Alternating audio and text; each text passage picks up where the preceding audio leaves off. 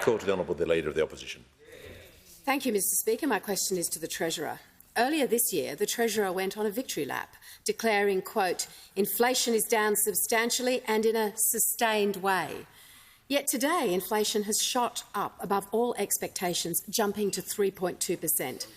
This means no relief for households, no relief when seeing the doctor, no rate cuts in sight, and families paying an additional $1,800 on their mortgage. With Australians suffering through the largest decline in living standards in the developed world, why is it when Labor fails, Australians always foot the bill? Call to the Treasurer. Well, Mr Speaker, if the opposition leader really cared about cost of living pressures, she wouldn't have just gone to an election promising to increase taxes on every single tax-paying Australian worker, Mr Speaker. If they cared about cost of living pressures, they wouldn't oppose our efforts to provide responsible cost of living relief, Mr Speaker. And I can hear the member for Hume chirping away over there, Mr Speaker. I'm pleased and relieved to learn that he's still here. But I remind him, Mr Speaker, that he's the one that took to the election a policy for higher taxes, bigger deficits and more debt. It was in his costings document, Mr Speaker.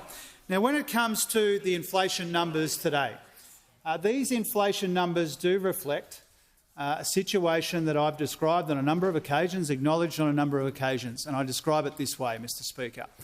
Even with the very substantial and very sustained progress that we've made together on inflation, even with the progress that we've made on real wages, even with the progress we've made in the economy more broadly, a lot of Australians are still under pressure. I've acknowledged that, and that's reflected in the numbers today, Mr Speaker, as well. In these numbers today, as the Deputy Prime Minister said a moment ago, inflation is higher than we'd like, but it is around half what we inherited from those opposite. And so if those opposite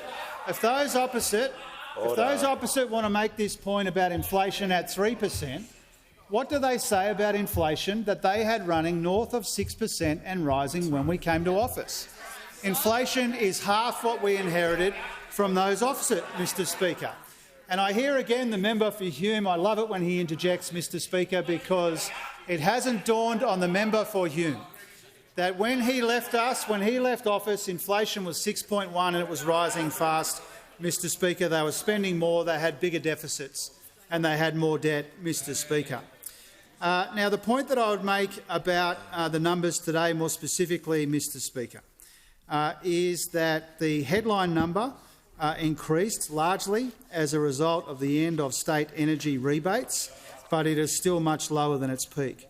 The point that I would make about underlying inflation, both numbers are important, headline and underlying, but underlying inflation was at the top of the target band in the September quarter, and that means we've seen underlying inflation within the target band for multiple quarters, Mr Speaker. Remember, underlying inflation was closer to 5% when we came to office, and now it's around 3%, Mr Speaker. If those opposite were honest, they would acknowledge a couple of things. First of all, inflation's half what we inherited. Secondly, their policies would have made inflation worse, not better. We have made it clear that we want to make more progress on inflation. We've made it very clear that progress often isn't in a straight line, as we've seen around the world. We know that there's more work to do, and that's our focus.